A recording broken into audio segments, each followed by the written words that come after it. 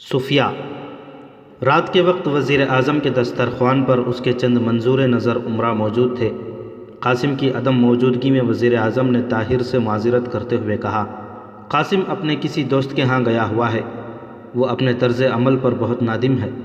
مجھے توقع ہے کہ کل یا پرسوں وہ خود تمہارے پاس آئے گا، اور میں امید کرتا ہوں کہ تم دونوں ایک دوسرے کے لیے بہترین دوست ثابت ہوگے۔ طاہر نے کہا، وہ مجھے اپنی دوستی کے قابل پائے گا۔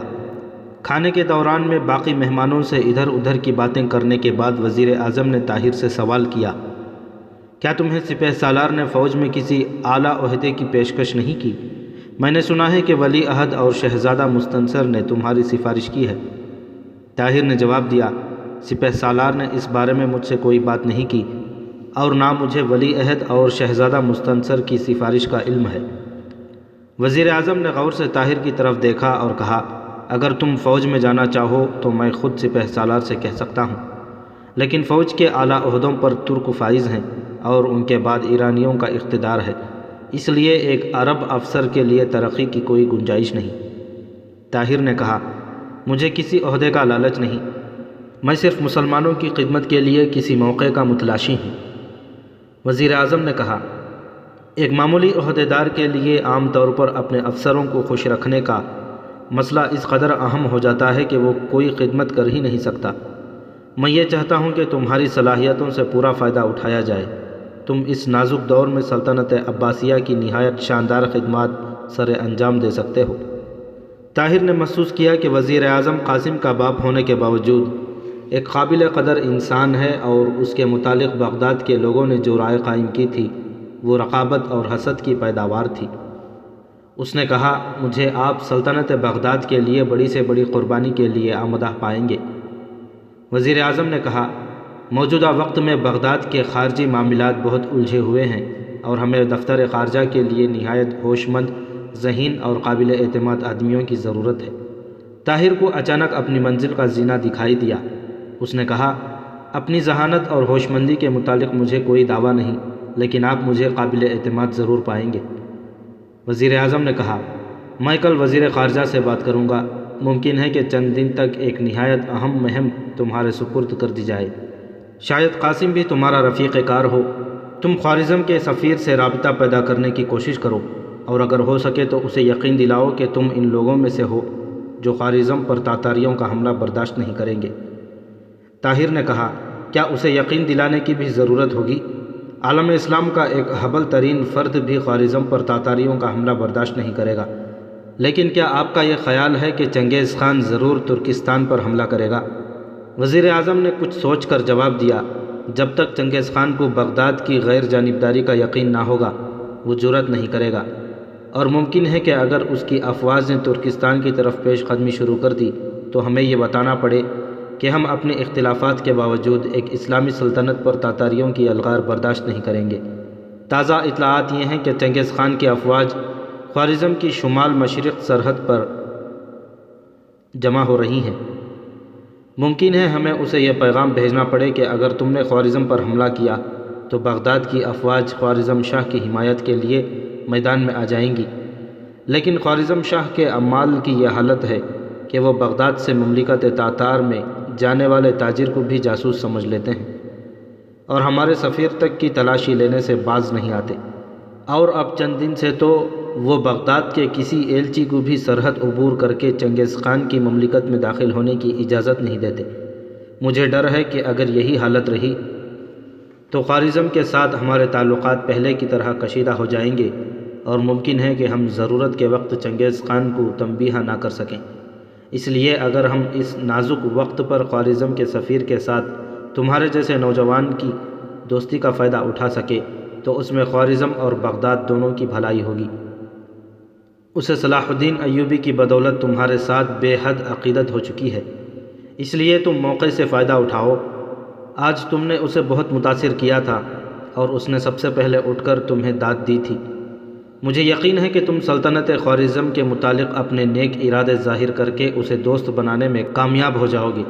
طاہر نے جواب دیا، خوارزم کے متعلق نیک ارادوں کا اظہار میرے دل کی آرزو ہوگی، اور مجھے یقین ہے کہ میں اسے اپنے خلوص سے متاثر کر لوں گا۔ اور اگر آپ نے مجھے چنگیز خان کو تنبیہ کرنے کے لیے منتخب کیا ہے تو میں اسے اپنی خوشبختی سمجھتا ہوں۔ وزیر اعظم نے کہا، ابھی تک یہ فیصلہ نہیں ہوا کہ یہ مہم کس کے سپرد کی جائے گی، لیکن اگر تم نے خوارزم کے سفیر کا اعتماد حاصل کر لیا تو تمہاری کامیابی کے امکانات بہت روشن ہو جائیں گے، کیونکہ خوارزم کی گزرگاہیں ہمارے لیے بند ہونے کی صورت میں ہمارے ایلچی کو مشرق کے دشوار گزار پہاڑی علاقوں میں سے ایک لمبا چکر کاٹ کر وہاں جانا پڑے گا، اور یہ راستہ وحشی اور لٹیرے قبائل کی موجودگی میں اور بھی خطرناک ہے۔ کھانے سے فارغ ہو کر کچھ دیر اور باتیں کرنے کے بعد وزیر اعظم نے طاہر کو رخصت کرتے ہوئے کہا، مجھے امید ہے کہ میرے اور تمہارے درمیان جو باتیں ہوئی ہیں وہ دوسروں تک نہیں پہنچیں گی۔ طاہر نے کہا، اگر آپ مجھ سے یہ وعدہ نہ بھی لیتے تو بھی میں کسی کے ساتھ یہ باتیں نہ کرتا۔ بہرحال آپ کی تسلی کے لیے میں وعدہ کرتا ہوں، اور میرا وعدہ ایک سیاستدان کا وعدہ نہیں، ایک سپاہی کا وعدہ سمجھیے۔ وزیر اعظم کے اشارے سے اس کا محافظ طاہر کو محل سے باہر چھوڑنے کے لیے اس کے ساتھ ہو لیا۔ پہلا دروازہ گزرنے کے بعد باغ میں پاؤں رکھتے ہوئے طاہر نے کہا، اب آپ جائیے، مجھے راستہ معلوم ہے۔ محافظ نے مصافحہ کرتے ہوئے کہا، آپ کو گھر تک پہنچانے کے لیے محل کے دروازے پر بھگی موجود ہے۔ طاہر پھولوں کی کیاروں میں سے گزرتا ہوا سڑک پر آہستہ آہستہ چل رہا تھا۔ پھولوں کی مہک سے لبریز ہوا کے جھونکے اس کے دل و دماغ میں ایک تازگی اور سرور پیدا کر رہے تھے۔ یہ دن اس کی زندگی کا مبارک ترین دن تھا۔ وہ صبح سے اب تک اپنے کئی سپنوں کی تعبیر دیکھ چکا تھا۔ تیغ زنی کے مقابلے میں اس کی کامیابی نے اس کے لیے منزل مقصود کی کئی راہیں کھول دی تھیں۔ ولی عہد کا بہترین گھوڑا اور اس کی تلوار اس کے پاس پہنچ چکی تھی۔ شہزادہ مستنصر کو اس نے اپنا گرویدہ بنا لیا تھا۔ بغداد کے امراء اس کے معترف ہو چکے تھے، تاہم اسے یہ خدشہ تھا کہ اس نے وزیر اعظم کو ناراض کر لیا ہے۔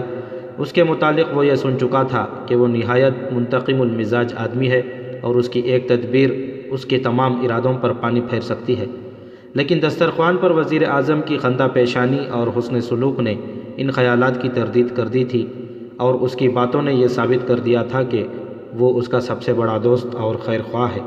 بغداد کا یہ جہاندیدہ سیاستدان، جس کی وہ اب تک ہزاروں برائیاں سن چکا تھا، اب اسے انسانیت کے بہترین اوصاف کا پیکر مجسم نظر آتا تھا۔ طاہر کو قاسم کا خیال آیا اور اس نے اپنے دل میں کہا، کاش میں اسے میدان میں اس قدر ذلیل نہ کرتا۔ وزیر اعظم وسیع النظری کے باوجود اس کا باپ ہے اور اسے یقیناً اس بات کا دکھ ہوگا۔ دسترخوان پر قاسم کا موجود نہ ہونا اس بات کی دلیل تھی کہ وہ اپنے دل میں ابھی تک پیچ و تاب کھا رہا ہے۔ طاہر کو وزیر اعظم کے یہ الفاظ یاد آئے کہ قاسم کل یا پرسوں تک تمہارے پاس آئے گا۔ طاہر نے پہلی دفعہ قاسم کے لیے اپنے دل میں برادرانہ شفقت محسوس کی۔ اس نے سوچا کہ وہ شاید اپنے باپ کے مجبور کرنے پر اس کے پاس آئے، تاہم اس کے دل میں ایک تکلیف دہ احساس ضرور ہوگا۔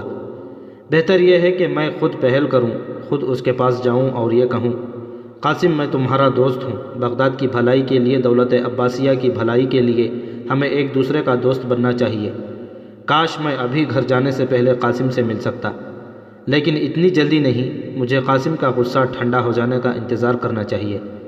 کل میں عبدالعزیز کے ساتھ شکار پر جانے سے پہلے اسے ضرور ملوں گا، اور لوکس اس کا استاد ہے۔ اس شہر میں اجنبی بھی، میں اس کی دلجوئی بھی کروں گا۔ اچانک طاہر نے اپنے ہاتھ پر کسی کی گرفت محسوس کی اور اسے پیچھے سے کوئی یہ کہتا ہوا سنائی دیا، ٹھہریے۔ طاہر نے چونک کر تلوار کے قبضے پر ہاتھ رکھتے ہوئے پیچھے مڑا۔ اس کے سامنے ایک خواجہ سرا کھڑا تھا۔ خواجہ سرا نے اپنے منہ پر انگلی رکھتے ہوئے اسے خاموش رہنے کی ہدایت دی اور کہا، میرے ساتھ آئیے۔ طاہر ایک لمحے کے لیے دزبزب کے عالم میں کھڑا رہا۔ خواجہ سرا نے کہا، ڈریے نہیں، میرا پیغام سلامتی کا پیغام ہے۔ سڑک کے دونوں جانب بہنے والی نہروں پر تھوڑے تھوڑے فاصلے پر سنگ مرمر کی سیلیں پلوں کا کام دے رہی تھیں۔ خواجہ سرا جلدی سے نہر عبور کر کے پھلوں کی کیاری میں کھڑا ہو گیا، اور طاہر ایک لمحہ سوچنے کے بعد اس کے پیچھے ہو لیا۔ کسی غیر متوقع خطرے کا مقابلہ کرنے کے لیے اس کا دایاں ہاتھ تلوار کے قبضے پر تھا۔ پھولوں کی کیاری میں سے گزرنے کے بعد وہ خواجہ سرا کے پیچھے گھنے درختوں کے ایک جھنڈ میں داخل ہوا۔ یہاں ٹھہریے، یہ کہہ کر خواجہ سرا ایک درخت کے پیچھے غائب ہو گیا۔ خواجہ سرا کے غائب ہو جانے کے بعد طاہر نے اچانک یہ محسوس کیا کہ اس نے اپنی راہ سے بھٹکنے میں غلطی کی ہے۔ اس نے احتیاطاً تلوار نیام سے نکالی اور درختوں کے درمیان ذرا کھلی جگہ چھوڑ کر ایک درخت کے پیچھے چھپ کر کھڑا ہو گیا۔ تھوڑی دیر بعد درختوں کے پتوں میں ہلکی ہلکی سرسراہٹ پیدا ہوئی اور ایک نوجوان لڑکی درختوں کی تاریک سائے سے نمودار ہو کر اس جگہ آ کھڑی ہوئی جہاں کچھ دیر پہلے طاہر کھڑا تھا۔ چاند کی روشنی پتوں میں سے چھن چھن کر اس کے چہرے پر پڑ رہی تھی۔ وہ خوبصورت تھی۔ طاہر نے چاند کی کرنوں کو کسی پھول کی سفید پنکھڑیوں میں اس قدر تازگی اور دل فریبی پیدا کرتے ہوئے نہ دیکھا تھا۔ لیکن وہ کون تھی؟ طاہر ایک لمحے کے لیے تصور حیرت بن کر اس حسین، سادہ اور معصوم چہرے کی طرف دیکھتا رہا۔ نوجوان لڑکی پریشان سی ہو کر ادھر ادھر جھانک رہی تھی۔ بالآخر اس نے ہچکچاتے ہوئے آہستہ سے کہا، آپ کہاں ہیں؟ طاہر تلوار نیام میں ڈالتے ہوئے درخت کی آڑ سے باہر نکلا۔ لڑکی نے جلدی سے چہرے پر نقاب ڈال لی اور ایک ثانیہ توقف کے بعد کہا، آپ میرے متعلق کسی غلط فہمی میں مبتلا نہ ہوں، میں آپ کی بھلائی کے لیے آپ سے کچھ کہنا ضروری سمجھتی ہوں۔ طاہر لڑکی کے الفاظ کے معنی سے زیادہ اس کے ترنم سے متاثر ہو رہا تھا۔ لڑکی نے پھر تھوڑی دیر رک کر کہا، آپ بغداد میں ایک اجنبی ہیں، ہو سکتا ہے کہ یہاں آپ کے مخلص دوست بھی ہوں، لیکن آپ دوست نما دشمنوں کی تعداد ہمیشہ زیادہ پائیں گے، اور ممکن ہے کہ جس شخص سے آپ پھولوں کی توقع رکھتے ہوں اس کے ہاتھ میں آپ کے لیے ایک زہر آلود نشتر ہو۔ قاسم سے باخبر رہیے، آپ کے متعلق اس کے ارادے خطرناک ہیں۔ طاہر نے جواب دیا، کل میں نے اس کے ساتھ کچھ زیادتی کی تھی، وہ یقیناً مجھ سے خفا ہوگا، لیکن مجھے یقین ہے کہ میں اپنے متعلق اس کا دل صاف کر لوں گا۔ آپ اطمینان رکھیں، مجھے قاسم سے کوئی خطرہ نہیں۔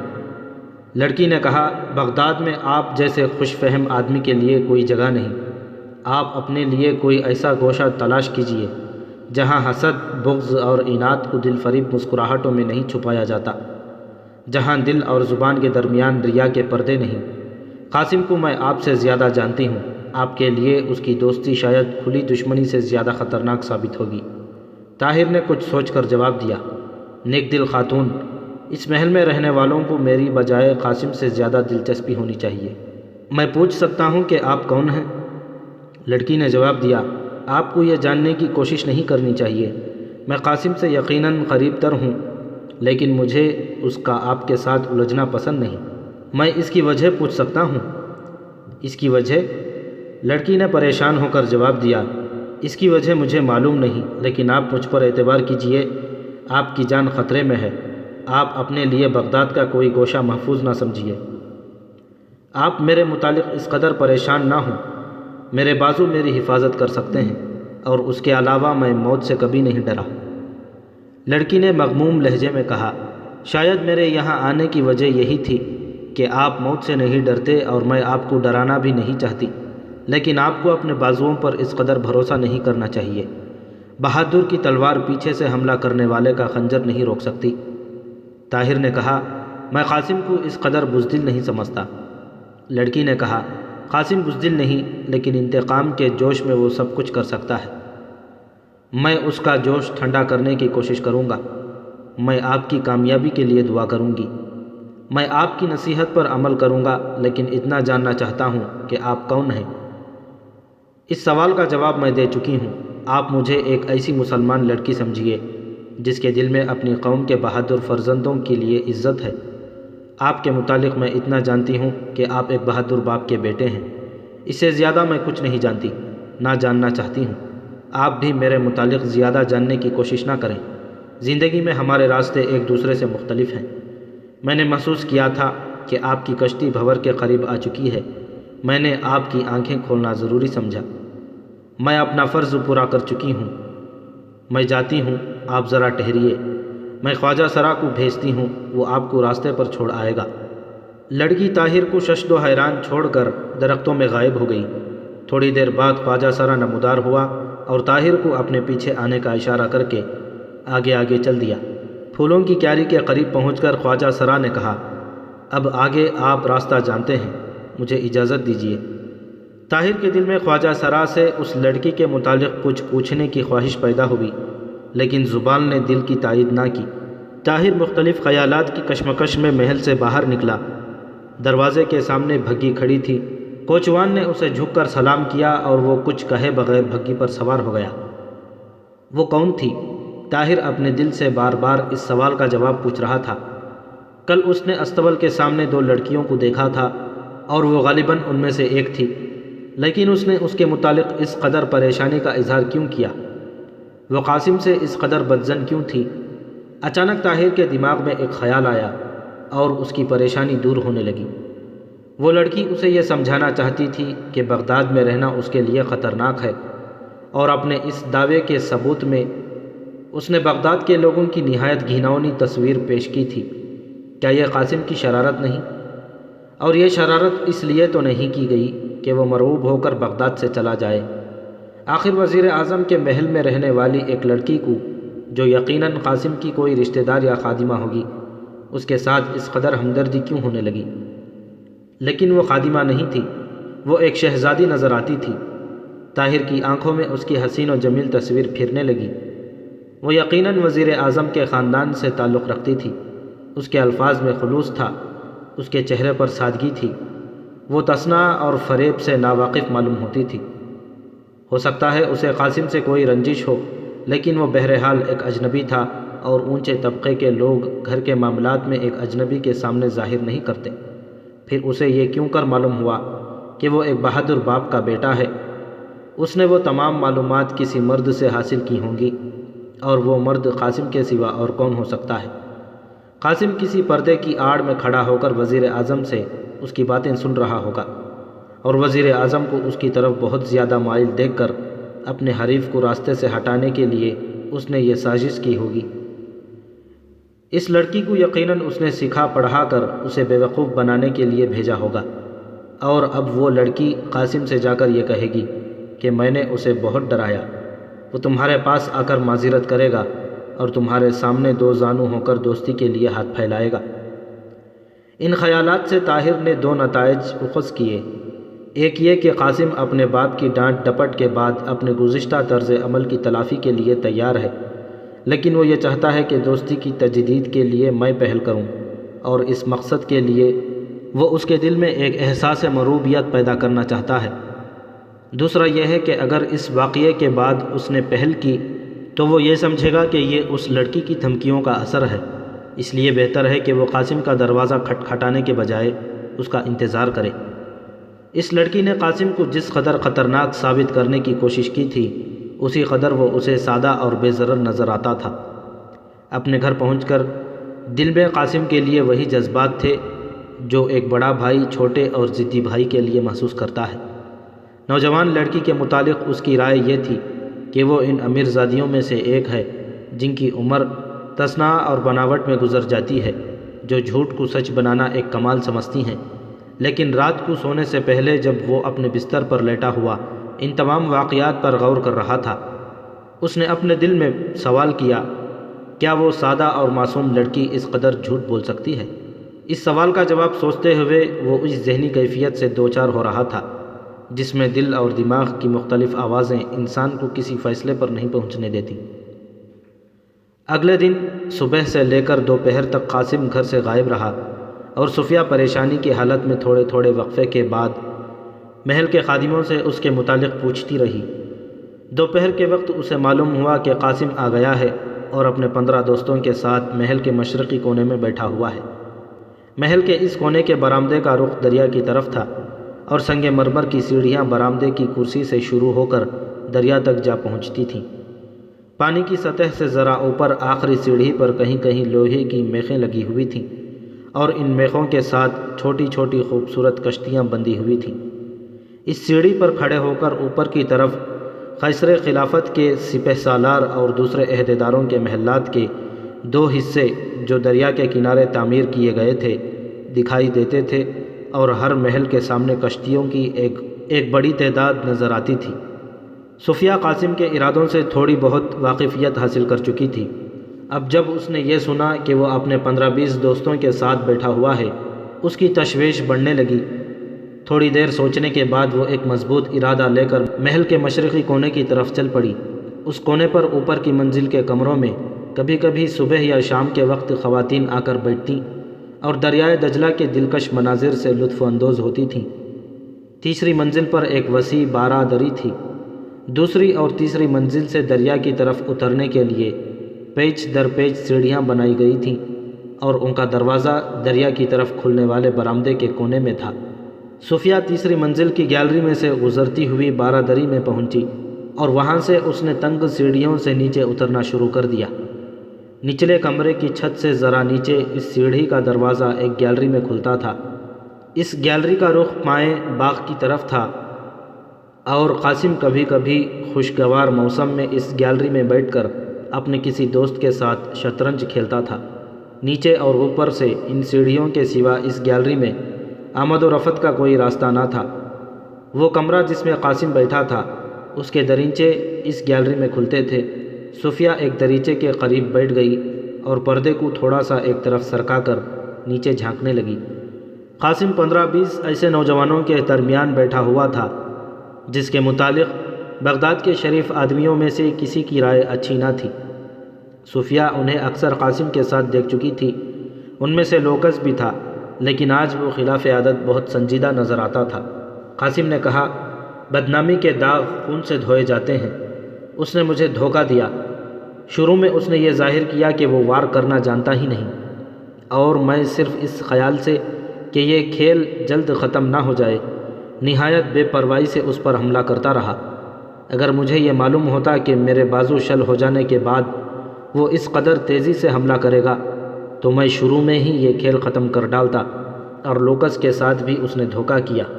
لوکس پر اس نے خلاف توقع دھاوا بول دیا۔ خیر، اب دیکھا جائے گا۔ لوکس نے کہا، کم از کم میں اپنے متعلق یہ نہیں کہوں گا کہ اس نے میرے ساتھ دھوکہ کیا ہے۔ اس کی فتح برتری کا نتیجہ تھی۔ مجھے اگر کسی بات کا افسوس ہے تو وہ یہ کہ ہم نے بہادروں کی طرح ہار مان کر اس کی طرف دوستی کا ہاتھ نہیں بڑھایا۔ لوکس کی زبان سے یہ بات سب کے لیے غیر متوقع تھی اور وہ حیرانی سے اس کی طرف دیکھنے لگے۔ کمرے میں ایک اور شخص داخل ہوا اور سب کی نگاہیں لوکس سے ہٹ کر اس کی طرف مبذول ہو گئیں۔ قاسم نے پوچھا، کیوں، کیا خبر لائے؟ نووارید نے جواب دیا، انہوں نے دریا کے اسی کنارے پر نیچے کی طرف یہاں سے 5 کوس دور خیمہ لگایا ہے۔ اس وقت وہ شکار کھیل رہے ہیں اور رات کے وقت، قاسم نے اس کا فقرہ پورا کرتے ہوئے کہا، رات کے وقت گدھے کی نیند سو رہے ہوں گے۔ اسی کنارے پر اوپر کی طرف یا نیچے؟ نیچے جنگل کے قریب۔ وہ کتنے ہیں؟ کل 8۔ اور کون کون ہیں؟ عبدالعزیز، عبدالملک، مبارک اور افضل۔ باقی فوجی افسر ہیں، ان کے نام میں نہیں جانتا۔ ہاں، شاید ایک طاہر کا نوکر ہے۔ قاسم نے پوچھا، تمہارے خیال میں ہم گھوڑوں پر جائیں یا کشتیوں میں جانا بہتر رہے گا؟ اس نے جواب دیا، گھوڑوں پر جانے سے یہ بات راز نہیں رہ سکے گی، ہم کشتیوں پر راتوں رات واپس آ سکتے ہیں۔ لوکس کی طرف متوجہ ہوا، اگر آپ کو ہمارا ساتھ دینا پسند نہ ہو تو آپ یہاں رہ سکتے ہیں، میرے خیال میں ایک آدمی سے کوئی خاص کمی نہیں ہوگی۔ لوکس نے جواب دیا، میں ان لوگوں میں سے نہیں جو غلط اور خطرناک راستوں پر دوستوں کا ساتھ چھوڑ جاتے ہیں۔ میں آپ کے ساتھ ہوں، لیکن یہ ضرور کہوں گا کہ آپ جو کچھ کرنا چاہتے ہیں وہ بہادروں کی روایات کے خلاف ہیں۔ کم از کم سوئے ہوئے دشمن پر حملہ کرنے کے لیے میری تلوار بے نیام نہ ہوگی۔ قاسم نے ہنستے ہوئے کہا، تمہارا خیال ہے کہ ہم 18 ان 8 سوئے ہوئے آدمیوں کو قتل کرنے کے ارادے سے جا رہے ہیں؟ نہیں، ہم انہیں جگا کر منہ ہاتھ دھونے اور اچھی طرح مسلح ہو کر سامنے آنے کا موقع دیں گے۔ اس کے بعد اگر وہ بھاگ جائیں تو میری یہ خواہش نہیں کہ ہم خواہ مخواہ ان کے خون سے ہاتھ رنگیں۔ میں انہیں مارنا نہیں چاہتا، بھگانا چاہتا ہوں۔ اپنے ساتھ زیادہ آدمی لے جانے سے میرا مقصد صرف یہی ہے کہ وہ مرعوب ہو کر بھاگ جائیں۔ لوکس نے کہا، اگر وہ مقابلہ کرنے پر اتر آئیں تو؟ قاسم نے جواب دیا، تو ان کے ساتھ وہی سلوک ہوگا جو اپنا مرتبہ نہ پہچاننے والے لوگوں کے ساتھ ہونا چاہیے۔ آپ ابھی مجھ سے شکایت کر رہے تھے کہ عبدالعزیز آپ کو جھنجھوڑ کر کرسی پر بٹھا رہا تھا۔ اگر آپ کو اپنی عزت کا پاس نہیں تو مجھے اس کا پاس ضرور ہے۔ طاہر کے ایک دوست کی طرف سے یہ فقط تمہید تھی۔ اگر ہم نے اس کی آنکھیں کھولنے کے لیے کچھ نہ کیا تو بغداد کا ہر فاتح مست ہو کر ہمارے سر پر چڑھ جائے گا۔ لیکن آپ کے ابا جان کو اگر ہمارے ارادے معلوم ہو جائیں تو شاید وہ اپنی مصلحتوں کے پیش نظر منع کریں، لیکن مجھے یقین ہے کہ جب میں ان کے سامنے اپنی مہم کی کامیابی کا ذکر کروں گا تو وہ آپ سب کو اپنے دسترخوان پر بلائیں گے۔ لوکس نے قدر مغموم لہجے میں کہا، تو میں آپ کے ساتھ ہوں۔ قاسم نے اپنے تمام دوستوں کو مخاطب کرتے ہوئے کہا، یاد رکھیے طاہر کا ہر صورت میں بغداد سے کوچ کرنا ہمارے لیے بہتر ہے۔ وہ سپہ سالار کے محل اور قیصر خلافت تک رسائی حاصل کر چکا ہے، اور اگر وہ کسی بڑے منصب پر پہنچ گیا تو ہر میدان میں اپنے دوستوں کو آگے کرے گا اور ہم سب کے لیے ترقی کی راہیں مسدود ہو جائیں گی۔ صفیہ جو کچھ جاننا چاہتی تھی وہ اسے معلوم ہو چکا تھا۔ وہ اٹھی اور دبے پاؤں گیلری سے گزر کر سیڑھیوں پر چڑھنے لگی۔ اس کے ذہن میں بار بار یہ الفاظ گھوم رہے تھے، دریا کے اسی کنارے پر، یہاں سے کوئی 5 کوس دور نیچے کی طرف۔ اس کے دل کی دھڑکن کبھی سست اور کبھی تیز ہو رہی تھی۔ خیالات کے ایک ہیجان کے ماتحت وہ کبھی چلتے چلتے رک جاتی اور کبھی تیزی سے قدم اٹھانے لگتی۔ وہ طاہر کو ایک بار پھر باخبر کرنا چاہتی تھی، اس کی جان بچانا چاہتی تھی، لیکن کیوں؟ کیا اس لیے کہ وہ محض ایک بہادر نوجوان تھا؟ کیا صرف اس لیے کہ وہ بغداد میں ایک اجنبی تھا، ایک اجنبی بدو؟ بدو بدو، اس نے چند بار یہ الفاظ دہرایا اور اس میں ایک مٹھاس، ایک لذت اور ایک کشش محسوس کرنے لگی۔ اس نے اپنے دل میں کہا، کاش میں بھی ایک بدو ہوتی اور کسی صحرا کی تند ہواؤں میں اس کے دامن کا سہارا لے سکتی۔ اسے سنگ مرمر کا یہ عالیشان محل ایک بدو کے خیمے کے مقابلے میں غیر مکمل نظر آ رہا تھا۔ وہ ان دلکش فضاؤں میں سانس لینا چاہتی تھی جہاں آزادی کے نخلستانوں میں محبت کے چشمے پھوٹتے تھے، جہاں مکر دریا نے انسانیت کا چہرہ ابھی تک مسخ نہیں کیا تھا۔ اس نے پھر اپنے دل میں کہا، صفیہ، صفیہ، اپنے دل کو فریب نہ دو، اس کی دنیا اور تمہاری دنیا میں ایک ناقابل عبور سمندر حائل ہے۔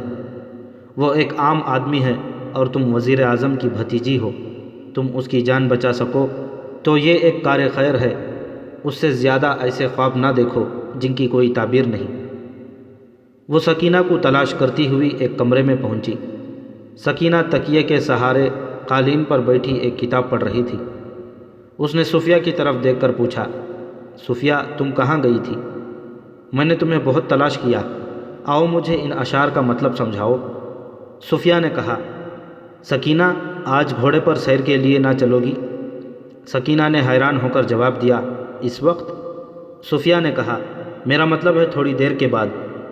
سکینہ نے کتاب کی طرف دیکھتے ہوئے بے پرواہی سے کہا، شام کے وقت چلیں گے۔ صفیہ نے سکینہ کے قریب بیٹھتے ہوئے کہا، آج ہم میدان کے بجائے دریا کے کنارے چلیں گے۔ سکینہ نے جواب دیا، تمہارا مقصد یہ ہے کہ بغداد کے لوگ ہم سے اچھی طرح واقف ہو جائیں اور ابا جان ہمارا گھوڑوں پر سوار ہونا بند کر دیں۔ یاد ہے پچھلی دفعہ ہم دریائے دجلہ کے کنارے گئے تھے تو کس قدر ناراض ہوئے تھے۔ صفیہ نے کہا، نقاب میں ہمیں کون پہچانے گا، لیکن ہمارے گھوڑے تو پہچانے جا سکیں گے۔ یہ سن کر صفیہ سوچ میں پڑ گئی اور اس نے اس موضوع پر زیادہ بحث کرنا مناسب نہ سمجھا۔ شام ہونے تک سکینہ نے اس سے چند بار پوچھا، صفیہ، تم بہت مغموم ہو، آخر بتاؤ تو صحیح تمہیں کس بات کی پریشانی ہے؟ اور اس نے ہر بار یہی جواب دیا، سکینہ، آج میرا جسم ٹوٹ رہا ہے، گھوڑے پر ایک لمبی دوڑ لگانے کے بعد میری طبیعت ٹھیک ہو جائے گی۔ صفیہ کے اصرار پر سکینہ معمول سے کچھ دیر بعد پہلے سیر کو جانے کے لیے تیار ہو گئی۔ جب وہ گھوڑوں پر سوار ہو کر محل سے باہر نکلی تو صفیہ نے اپنے گھوڑے کی بھاگ کھینچتے اور چند بار ایڑ لگانے کے بعد اسے شوق کرتے ہوئے کہا، آؤ سکینہ، دریا کے کنارے ایک دوڑ لگائیں، ہم جلد واپس آ جائیں گے۔ اس کنارے پر شہر کے لوگوں کی آمد و رفت ویسے ہی کم ہے، اور اگر بالفرض کوئی ہمارے گھوڑوں سے ہمیں پہچان بھی لے تو اسے شکایت لے آنے کی جرت نہیں ہوگی، اور پھر اس میں برائی ہی کیا ہے؟ آخر ہماری وہ مائیں اور بہنیں بھی تو ہیں جو مردیں کی دوش بدوش میدان جنگ میں جایا کرتی تھیں۔ سکینہ نے کہا، لیکن دریا کے کنارے کون سا میدان جنگ ہے؟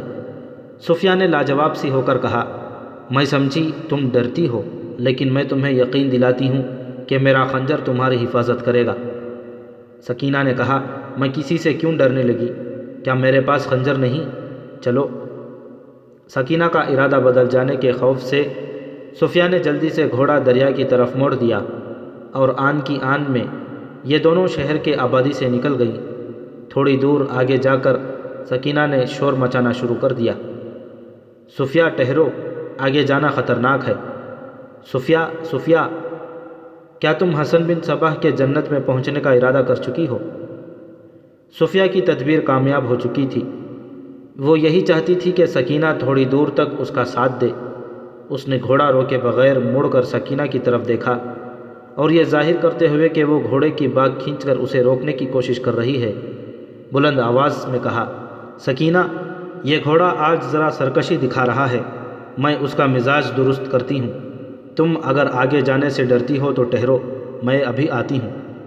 اور سکینہ کہہ رہی تھی، کیسی بے وقوف ہو تم، میں نے تمہیں کہا نہیں تھا کہ اس گھوڑے پر صرف قاسم سوار ہو سکتا ہے، تم اس پر مت چڑھو۔ صفیہ نے مڑ کر جواب دیا، اس کا جوش ابھی ٹھنڈا ہو جائے گا، زیادہ سے زیادہ 2 کوس اور بھاگے گا۔ سکینہ نے کچھ دور اور اس کا ساتھ دیا اور بالآخر گھوڑے کو روک کر انتہائی پریشانی کی حالت میں صفیہ کے صبا رفتار گھوڑے کی طرف دیکھنے لگی۔ گھوڑا گرد کے اڑتے ہوئے بادلوں میں روپوش ہو گیا اور سکینہ دیر تک وہاں کھڑی رہی۔ سورج غروب ہونے میں کافی دیر تھی۔ کنارے کے آس پاس کسانوں اور چرواہوں کی چند بستیاں دیکھ کر سکینہ نے اپنے متعلق کوئی زیادہ خطرہ محسوس نہ کیا۔ چند بار سکینہ کو غصہ آیا اور اس نے چاہا کہ واپس جائے، لیکن جب اسے یہ خیال آیا کہ گھر جا کر کیا بتائے گی تو اس کا ارادہ بدل جاتا۔ اچانک اسے خیال آیا کہ اس کا ایک جگہ کھڑا رہنا درست نہیں۔ اس نے معمولی رفتار سے گھوڑا چھوڑ دیا، کوئی آدھ میل نیچے جا کر اسے موڑ لیا اور پھر کوئی 1 میل آہستہ آہستہ شہر کی طرف چل کر رک گئی۔ مغرب کی طرف شفق کی سرخی چھا رہی تھی، درختوں کے سائے تیزی سے بڑھ رہے تھے، پرندے کھیتوں سے آشیانوں کی طرف پرواز کر رہے تھے۔ سکینہ کی تشویش بڑھ رہی تھی، تاہم وہ اپنے دل کو تسلی دینے کے لیے یہ کہہ رہی تھی، وہ ایسی نادان نہیں، وہ یقیناً بہت دور نہیں گئی ہوگی، وہ مجھے ستانے کے لیے دریا کے کنارے کسی درخت کی آڑ میں چھپ کر کھڑی ہوگی۔ اگر میں چل پڑوں تو وہ گھوڑا دوڑا کر مجھ سے آ ملے گی اور پھر میرے قریب پہنچ کر زور سے قہقہے لگائے گی۔ سکینہ کے دل میں دوسرا خیال آیا، لیکن خدا نخواستہ اگر اسے کوئی حادثہ پیش آ گیا ہو، پھر بھی مجھے چلنا چاہیے۔ میں ابا جان سے کہہ دوں گی کہ اس کا گھوڑا سرکش ہو کر اس طرف نکل آیا تھا۔ بہت دیر سوچنے کے بعد سکینہ نے واپس چلنے کا فیصلہ کیا، تاہم اس امید پر کہ صفیہ آ رہی ہوگی، وہ کبھی کبھی گھوڑے کو روک کر اس کا انتظار کرنے لگی۔